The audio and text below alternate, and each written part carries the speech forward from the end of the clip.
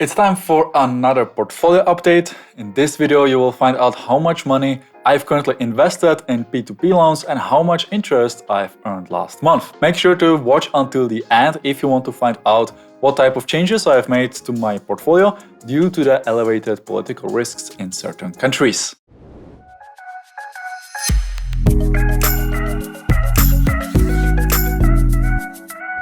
My name is Jakub from P2P Empire, and if you are new here and you're curious how my P2P portfolio is performing, make sure to subscribe and hit the notification button to get notified when the next monthly portfolio update will be released. Before I reveal the performance of my P2P lending portfolio, I shall point out that this is no investment advice. P2P lending is risky and you might lose your money. The reason for this series is to show you our skin in the game, as well as to give you an idea about the type of returns you might expect on a regular basis. I'll be making a few references to my previous monthly update, so if you have not watched it yet, you can pause this video and watch it by clicking on it here in the upper right corner on the screen. So last month I made more deposits, and here is the outstanding portfolio by the end of January. We've also added another column that shows the change in percentages to the last month. So the most noticeable change was on Euro Group, which I will cover a bit later in the video. Also, the decrease on EUR is caused by the volatility of the cryptocurrency that I'm holding there, rather than any withdrawal. The total outstanding portfolio amount at the end of January was at €52,664, and this portfolio earned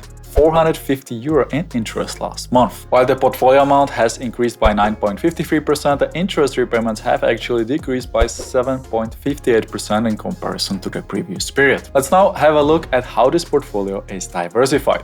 Keep in mind that my deposit on EUR is not included in this section of the portfolio update, as the platform's business model is not fully compatible with P2P and crowdfunding platforms. Most of my investments are tied up on free platforms, namely Peerberry, Estate Guru and RoboCash, which make up 83.4% of the entire portfolio. In this chart, you can see the interest which has been paid out to me last month. When it comes to the loan status, almost 93% of the loans are current, while only about 7% are delayed. I've currently one defaulted loan on Estate Guru, which accounts for less than 0.1% of the entire P2P portfolio. I've made a few changes to my portfolio last month, which are being reflected in the following chart. The secured section of my portfolio has increased by 4% in comparison to last month. When it comes to the loan types, my stake in installment loans has decreased by 25%, mainly due to the fact that I've exited my investments in loans from Kazakhstan on RoboCash and moved that capital into loans from Singapore, which are presented as commercial loans but in fact are used to fund short-term loans in Southeast Asia. My stake in car loans has also increased as I have invested additional funds into the loans from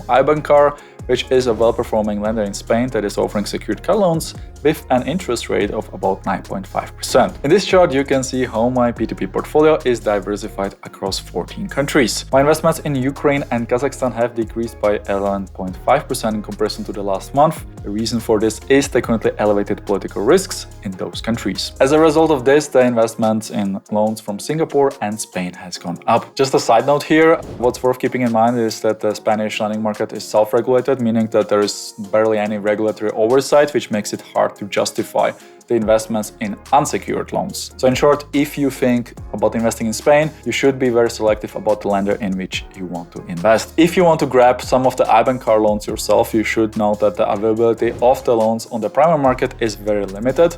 I bought mine on EUR's secondary market with 0% discount. That way I don't need to wait until new loans are listed. You can, by the way, also invest in car's loans on Bonster. When it comes to the Cashdrag, I currently have about €430 stuck on Estate Guru. The investments on Afranga are still very limited. However, at the time of recording, I'm fully invested. Alright, so the average investment per loan in January was at €56 with an average interest rate of 11.10%. My entire P2P portfolio has currently 897 loans and is distributed across 14 countries. As you can see, the biggest changes were related to the redistribution of the country risk last month. I've been following the current political situation in Kazakhstan and the conflict conflict between Russia and Ukraine very closely and came to the conclusion that at the moment I will be only exposed to those countries only on Peerberry, as if something happens, the chances that Peerberry will recover most or all of the money is likely the highest in the industry. That is at least my own opinion based on my experience with the platform. If you want to learn more about the platforms mentioned in this video or even other alternatives, head over to the review section on our website p2pempire.com.